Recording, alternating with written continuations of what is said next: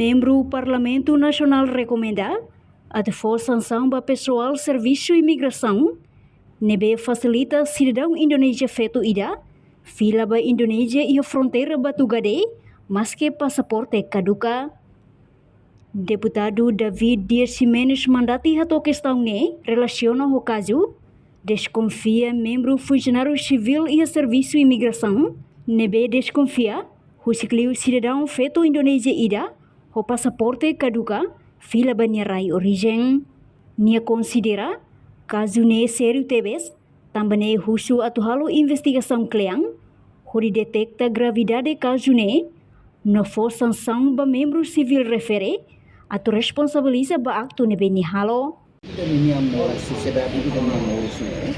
atu lah saudara, meter ke dius normal Malaysia.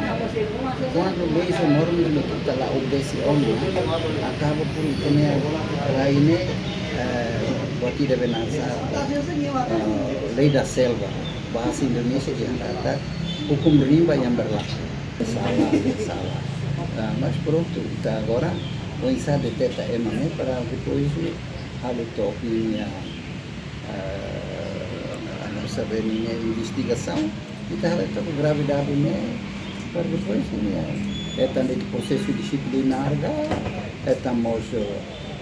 processo criminal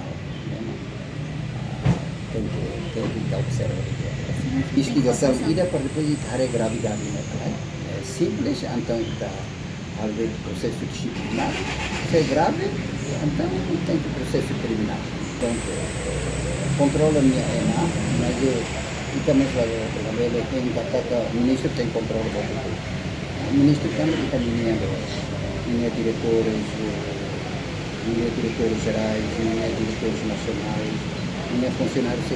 logo kita tem que ter consciência kata raine kita lahirkan masih kode lainnya dan lori prosesu narutida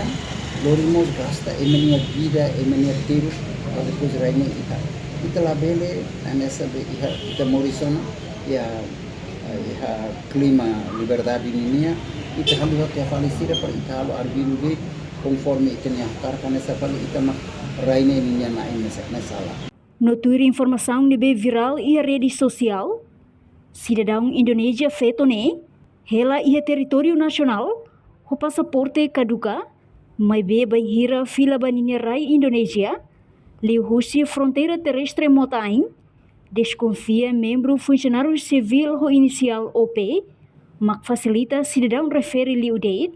sem selo multa tuirle imigração nebe iha. Reportagem Epifânia de Carvalho, Televisão Timor Post.